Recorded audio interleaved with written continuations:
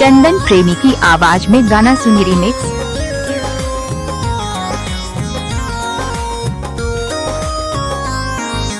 कड़के बिजुरिया गरजे बदरा कोयल को हुक्म चाहे रे, बलमा बेदर्दी को दर्द न आए, क्या करूं मैं हाय रे, क्या करूं मैं हाय रे, क्या करूं मैं हाय रे।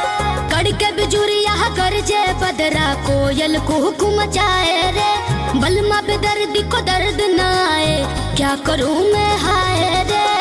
प्रीतिया के पीर ना सहाला हो, केहू से कुछ ना कहला हो, है प्रीतिया के पीर ना सहाला हो, केहू से कुछ ना कहला हो। चंदन प्रेमी का नाम तो सुना ही होगा। Music by Arya Sharma.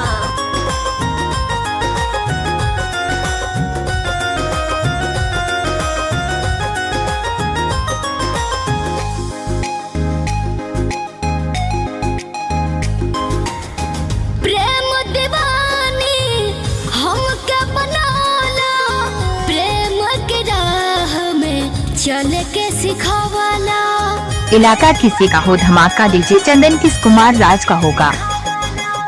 वादा जे कइला ऊ ना निभइला, बीचे सफर में काहे पड़इला।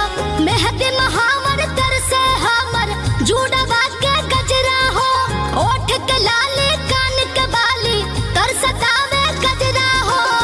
हम से अकेले ना रहला हो, केहू से कुछ ना कहला हो, है प्रीतिया के पीर ना सहला हो, केहू से कुछ ना कहला हो।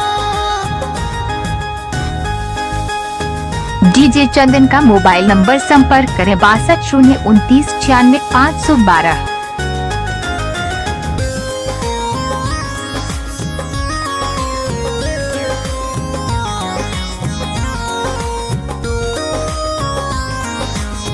दिलवा बेचारा खोजता सहारा, चीरता दिल पीर कोके बेसहारा।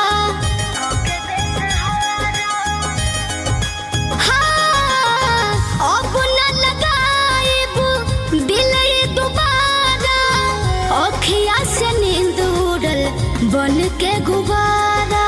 जैसे पानी बिन तरसेली मछली वैसे पानी हो, सांस में हमरा आस जगा के कोइले वो मन मानी हो। लोडवा से दरिया बहाला हो, केहू से कुछ ना कहला हो, है प्रीतिया के पीर ना सहला हो, केहू से कुछ ना कहला हो। चंदन प्रेमी का नाम तो सुना ही होगा।